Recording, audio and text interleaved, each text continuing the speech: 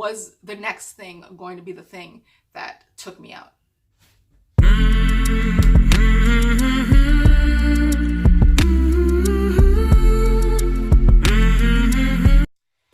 So the last couple of months for us have been out of control, like OOC to the max. It's been very stressful. It's been depressing at times. Not to mention it's been raining for like, feels like 100 days straight. So all I want to do is like sleep, but I can't because mom life and I have stuff to do. But so I literally wrote down everything that happened and the dates so I could get it in order for you guys and get it like down packed so I didn't forget anything. So if I look down, that's what I'm looking at. I'm looking at my notes. But just wanted to start by saying, you know, everything happens for a reason. I'm 100% believer of that, and I know that. And I know that God only gives you what you can handle, and if he brings you to it, he will definitely bring you through it. So if you're going through something right now, just understand that you will get to the other side, and it's about the journey, it's about the process, and it's about building you and building your character and helping you become a better person. So with that said, excuse me, my throat is like, it's like OOC as well. I've been trying to like fight off this cold for a few weeks that the kids keep bringing home from school. So that's fun. But anyways, it started a few months ago. So beginning of August, we have two cars. One is the SUV that we got after Audrey was born because it's a 6-seater. And then one is our Impala that we've had for almost 12 years. And so we ended up having to get things fixed on both of them because, you know, when it rains, it pours. So when your cars start breaking down or they need repairs or maintenance, it's always like at the same time, right? It's never like, hey, you can have this 6 months and then you can have that 6 months. Nope, same time. That's what we had to do. So we brought him into our guy, ended up getting our cars fixed on Sunday, August 12th. Everything was good. It was great. But that Friday before, I ended up having a lot of pain in my side. Like, I don't know how to really describe it, except for I was in like the child's pose position all day. And I had had it the week before that, starting the beginning of August, but it wasn't as severe. It hit that Friday and I was like, I felt like I was being tortured. Now it was like right in the middle of my stomach to the side, kind of like gallbladder, I think like liver was over there type pain. So I'm like, am I having like gallbladder issues? Am I having, what was the other thing? It was like, not acid reflux, but like, what is it? When you have like a tear or like a, anyways, I kept thinking I was having this pain. I mean, I was having this pain, okay? And I was in the fetal position, I was in the child's pose position, like, and it was, when it came, it like took me out. Like, I'd be sitting there trying to eat something and the pain would come and I would be like straight into that position. I could not move for like an hour until that pain went away. Which had me believing that it could be like a gallstone or something like that going on. So the pain went away on Friday, and Sunday we got our cars fixed, the 12th, but Sunday I was like, something is still not right. Like, I'm still having this pain. So I decided to go into the doctor. So I made an appointment for Monday, August 13th, and Sean had to take the day off and be with the kids, and my mom met me at the doctor's office. So I went there and they tested, they tested for everything. They tested for pregnancy, they tested my blood, they tested, white blood cell count. What else did they do? They literally did all these tests, and then she had me go for an ultrasound on my gallbladder, just to kind of like that whole area to see if there was liver issues, kidney issues, because I've had kidney issues in the past where my kidneys literally shut down on me and I was in the beginning stages of kidney failure. But that was like 12 years ago. So I didn't think that was the same thing because I know that pain, and this was not that. This was something completely different. So she did the tests and did all the blood work. Ended up getting the same day ultrasound appointment. So my mom and I went to the hospital, and they did the ultrasound, and she was like, you know, I really don't tell people this, but it looks like everything is looking okay. So I was like, thank you, Jesus. It's not gallstones, at least. I don't know what else it could be. So just in case, the doctor did prescribe me stuff in case I was having ulcers. That's the word, ulcers. In case it was an ulcer or something like that going on, she did prescribe me some over-the-counter, kind of like antacid type things. So I had that. I picked that up, came home, rested, and just thank the Lord, because it wasn't the gallstones, and it was probably due to stress, due to anxiety, due to whatever. Where was I? We ended up picking up the prescription and coming home, and literally like from that day on, which I knew was going to happen. This is why I don't go to the doctor, guys, because every time I go to the doctor, for one, the symptoms are gone by the time I get to the doctor, and two, they like never reappear again. So I'm like, what am I paying money for to go to the doctor? But Sean was like, you gotta go, you gotta go. So I did it, ended up, who knows what it was, but it never came back to this day. Haven't had it since. So I'm just praying, thank you, Jesus, that it's gone. So hopefully gone, gone, gone. So that was Monday, August 13th. Did the testing, ultrasound for what I thought was gallbladder ulcer. Wasn't that. Next day, Sean leaves for work in the morning. This is Tuesday, August 14th, the very next day. And about 6:30 in the morning, no, it wasn't 6, it was 7:30 in the morning, because he had left a little bit late. I get a call, and Sean is like, I was just in an accident. And I'm like, first I'm like, are you okay? Is everything okay? And he's like, yeah, and this freaking person hit me from behind and then drove off, and I don't know what to do. So he ended up having the police come, of course, did a report. He was instantly in pain, and he already has neck and back issues. So he ended up going to urgent care to get x-rays and to get scans and to get all sorts of stuff done on him, all these tests to make sure he was okay. The car was still drivable. The guy that hit him was in kind of like a smaller size pickup truck, he said, and they had one of those like grills on the front with like the cage. So he just like hit him in the back, dented in the side. I have video of it. It's like, it didn't seem like anything. It was like the back of the Impala, the sides that pieced together, like they kind of popped open a little bit, and like where the license plate was kind of dented in, but it didn't seem like anything. Okay, so he drives home after the tests, after the police report. You know, he's shooken up. He's like, I can't believe this happened. You know, thank God it was during morning rush hour traffic, to where they were literally like bumper to bumper. So they were bumper to bumper, and they were right before an exit to where this guy rear-ended him and then got off on the exit. So all Sean could see was the guy had a Comcast, one of those like Comcast, like big magnetic things that they put on the side of their truck. And a couple of people that had stopped and said, hey, you know, we also saw the Comcast thing, and we saw that guy hit you and drive off. Nobody got a license plate. To this day, we still have not gotten any type of cameras, and any like proof of who it was, because for some reason the cameras were not facing that way. They weren't turned on that day. Like, it's been a hassle of trying to get this information, because like, you shouldn't have to deal with something like that through your own insurance if you don't have to, especially if it's not your fault.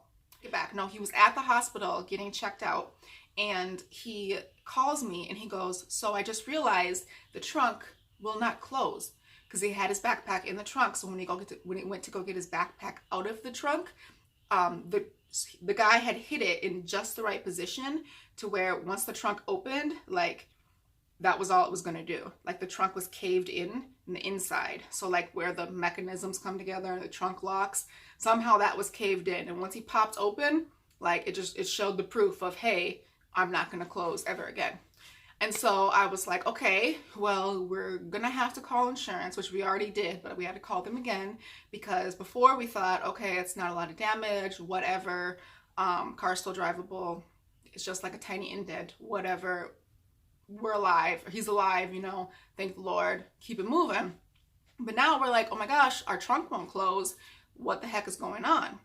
And so they were like, okay, well, we can get you into a body shop on, it was the next Tuesday. So I was like, okay. So till then we had to buy twine. We were like tying the trunk down because like the thing kept flapping up and down and it was just a huge mess. So, you know, we just, over a weekend, we were just thankful and grateful that, you know, guess what? You know, it could have been worse. The guy, you know, you could have been going 70 miles an hour and the guy could have crashed into you and you could be dead. So let's just, you know, give praise to God that this is what it was, and let's just keep moving with our life. So next Tuesday comes around and we bring the car into the auto body shop and they have it for 3 days. And so it was Tuesday, Wednesday, Thursday. So that Thursday, I get a call from the insurance people and they tell me, due to the fact that my car was hit in that position and the trunk damage, they would have to rebuild the whole trunk. And with painting and all of that stuff put together, it would be almost $4,000 of damage. Now, we've had or almost $4,000 of repairs. Now, we've had the car for almost 12 years. So definitely the car is not even worth $4,000. So immediately, like I already knew before he said it, before I even got the call, that this car is most likely totaled. I kept going back and forth in my mind, like, is that a good thing, is that a bad thing? And I kept having to remind myself, like, you have to give this to God. You cannot stress out over something you cannot control. And whatever happens will be what's meant to happen. With that said, as soon as he told me that my car was totaled, my first car, like literally before I even had kids, this was my baby. This Impala was my like baby, my everything. Like I worked so hard for this car. Like this car had been a place of solace when we didn't have anything. Like our car, it was such an accomplishment to have this and have it paid off and have it be such an amazing car that I literally got off the phone with the claims adjuster and I broke down and I just cried and I was just heartbroken. Like a child had passed, literally. Like that's how heartbroken I was. So fast forward a little bit, we end up getting our money for the car and now it's time to do car shopping, right? Like nobody wanted a car note because both of our cars were paid off, but you have to do what you have to do and whatever happens, happens. So I'm literally spending hours a day for 2 weeks researching cars. I'm like, do we get another Impala? Do we get an SUV? Another SUV that could fit our whole family? Like, what do we do? We end up kind of narrowing it down to the Chevy Traverse, and we find a couple that we like in our price range, and we start to go out to look at them to see, like, is this worth coming to do a test drive? We find one that we like. The miles are a little too high. We find another one that we like, and we're like, oh, it has bad tires. Like, why has it been sitting here for almost 200 days? Like, there's a lot of red flags. So we end up going to this Audi dealership, and we find this car in a color that literally, like, we haven't really seen before in the Traverse. And we just knew that it was meant to be, because when we bought our Impala was like not a custom color, but a color that was special edition that they rarely make or rarely made when the car came out in 2006. And so when we found this Traverse and we were like, we saw that this was another like rare color that they rarely produced in this type of vehicle, and the mileage was practically like brand new car, like such low miles on it. It fit everybody and it was in our price range. We were like, this is meant to be. So the next day we go out to see it. We have my mom come and we literally spend 5 hours at the dealership. Now, Sean and my mom were in the dealership negotiating price and doing all that. I was stuck in the car with 4 kids for 5 hours in the rain. Yeah. So that was fun. Another long story short, we got the car, but guess what? They had to detail it and it was gonna be ready for the next day. But there was another issue with the car. There had a seatbelt warning sign that came on, and they said, hey, this is a recall thing. We have to get this fixed by the Chevy dealership because we literally can't give this car to you with this recall in it. So we think, okay, it's gonna be another day or two before we get our car. Wrong. A whole nother week goes by before we get our car because of, I don't know what it was. If it was bad communication between the two dealerships, if it was bad customer service, I don't know what it was, but I was just thankful we got our car and everything worked out. It's a beautiful car. It's basic. It's not like the LTZ or anything. It's not like our other SUV. It doesn't have leather. It doesn't have the sunroof. It doesn't have Bluetooth even. Like, it's just a basic car. It's just the 2013 Traverse, and it's our new baby. It's our new addition to the family. And I couldn't be more grateful and thankful for it. And that everything worked out the way it should have, even though it was something that we didn't want to have to go through and have happen. So with that being said, that was the end of our car fiasco. And we think everything is fine, everything's good. Come to find out, my mom, my adopted mom, she has been really sick and she's just now getting better. Like, she was on death's door last fall and she missed so much work and she's just now starting to be herself again. So I'm grateful for that, but she's had to kind of stay away because we've been so sick and the kids have been so sick on and off that if she gets sick, she literally like could die. That's how bad like her sickness is. So I've been dealing with that and having to like really just pray for her and be there for her because she's really literally the only support that we have. We don't have anybody else, honestly. Like, I don't understand why, and I can't stress any more about that, but it's just an unfortunate situation. So I've been dealing with that. And then about 2 weeks ago, I got a call from my sister. I get this call from my sister. Now I'm adopted, so I have my adopted family, I have my biological family, I have my biological dad's family, and I have like my foster family because I was in the foster system for 9 years. So there's a lot of family, but my adopted mom is the one has the medical issues, and I have an adopted sister, but I also have 5 other siblings that are biological. So my biological sister, who's a couple years older than me, calls me and says, so our biological mom is not doing well. She's in the psych ward. And I'm like, oh my gosh, what's going on? Come to find out, she's been doing meth on and off for over a year. And with that and with all of her pain medication that she takes, she's been pretty much rotting her brain.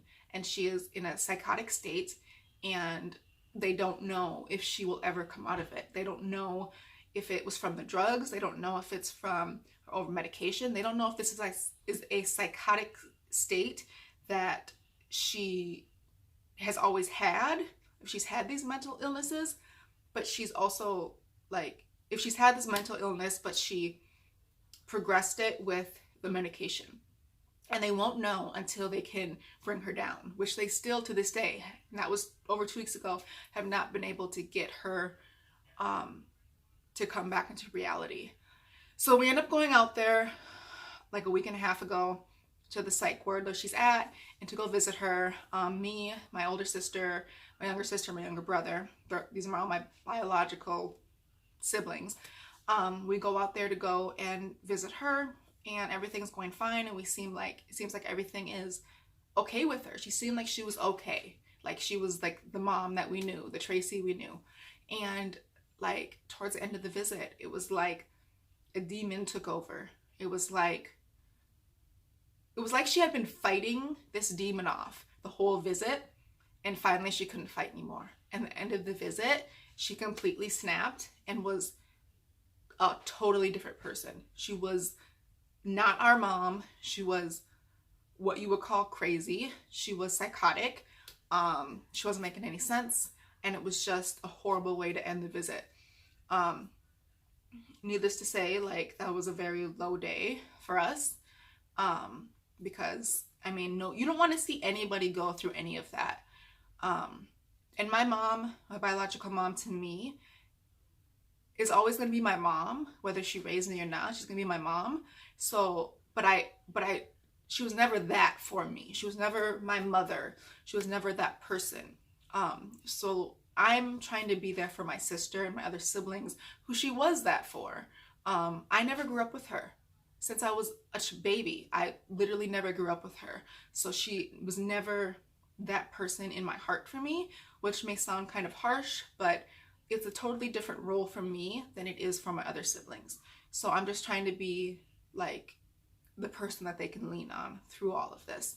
And because my sister and I are the only ones that are mentally stable or mature enough to handle a situation like this, like, we are the only ones that can handle this and can like go through these steps with her to get her into a place and get her the help that she needs and hopefully that she wants, so she can be herself again and back to normal. So we've been dealing with that. I feel like I've been rambling for like 4 hours. And then it's been a lot with, you know, Sean's depression, and I don't know if it's the last few months of things going on or his own struggles and his own addiction and his own battles, but that's a whole nother layer on top of all of this. And I feel like I felt like things could not get any worse. You know, like a month ago, I was having panic attacks. I was having anxiety attacks. I was laying on the couch more than I should. Like, things were literally tearing me down and apart. And I didn't know if I could handle another thing on my plate. I did not know what was going to come next and if it was going to break me. Literally, was the next thing going to be the thing that took me out? I didn't know if I could handle anything else. I felt like I was at a breaking point. And it may seem like, you know, oh, you gotta get a new car, or, you know, somebody's depressed, or, you know, things are happening that don't seem like a lot, but when things start to add on and pile onto your plate, sometimes you just have enough. And I literally was at my breaking point. But if it wasn't for my kids and for my relationship with God, or just, you know, being the person that I am and have been lately, which is, you know, learning to love myself more, like, I don't know if I could have went on. But I mean, not go on, but I don't know if I would have fallen into a worse depressed state than I already was. But God turned it around. I mean, like I said, you know, we're able to get my mom we're able to get her help. And so, you know, I'm here and I'm counting my blessings, and I'm counting the positive things in life, and that's where I'm trying to be. I'm trying to be positive and be more motivated and not let things that I can't control weigh me down. Because guess what? Car issues are going to happen. But we were able to get a new car that we could afford. You know, like, that's a blessing. We're able to get my mom into a place for free for her where she can get help. That's a blessing. My pain has not come back. Even through all of these things, my pain is gone. That is a blessing. That is a miracle. My other mom, my adopted mom, is doing amazing. Is she 100% better? Will she ever be 100% better with her sickness? Which is a whole nother story. But no, but guess what? She's having good days. That is a blessing. Sean is here. He has this wonderful family. He is alive from that accident. You know, he could have been paralyzed. He could have been dead. So having to get a new car is nothing compared to that. And so that is a blessing. I'm grateful and thankful for my journey the last few months, and for the things that I've had to endure over my whole life, really. But just so I am to bring me to the place I am today and to be the person that I am. And I'm just excited for the future, and I'm excited for blessings in our life. And I know that's not gonna come without trials and tribulations, but I'm ready. I'm ready for it, because as long as you love yourself, as long as you have people in your corner, whether it be one person, whether it be 1,000 people, whether you are going through ups and downs right now, whether you think that the sun will never come out again, which I don't know if it will, honestly, because I haven't seen it in weeks. But you know, no matter what you're going through, you will get through it. I just wanted to share my story with you guys for the last few months, because it's been rough. I don't know what tomorrow holds, but I know what yesterday held, and I know who I want to be and where I want to go in my life. And I know that God's got me, and He's got you guys. Like, there is nothing in this world that could take you down if you don't let it. So I want you guys to stay fighting. I want you guys to stay positive, stay upbeat, you know, motivate yourself, motivate others, and just remember that everything is a blessing. It may not seem like a blessing right now, but it's a blessing, and you will get to the other side. You will get to the light at the end of the tunnel.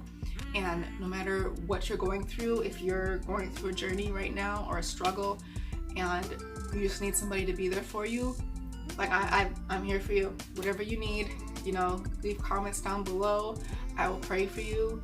I will reach out to you, whatever you need. That's been our life update. It's been interesting. It's been rough, but I'm excited for the holidays. I'm excited for, you know, what is next with us. I hope you guys, you know, stay tuned for amazing things that are gonna happen in our lives. And I hope amazing things continue to happen in your guys' lives. Because tomorrow's not promised for anybody. So I hope you guys are doing well. Remember to stay blessed, not stressed. And that has definitely been my motto for the last few months. If I can stress anything, it's stay blessed, not stressed. Please, please, please. But remember that everything happens for a reason. And I hope you guys really just kind of find joy in all that you do. So I hope you guys like this video. Prayers are always welcome. Positive thoughts, energy is always welcome this way. I'm going to be doing a 3-year update on Audrey, and then I have some speech therapy updates for the kids, and just great holiday stuff coming up. So I hope you guys stay tuned. I hope you guys subscribe. If you like content, if you want to see other things about us, you know, leave them down in the comments.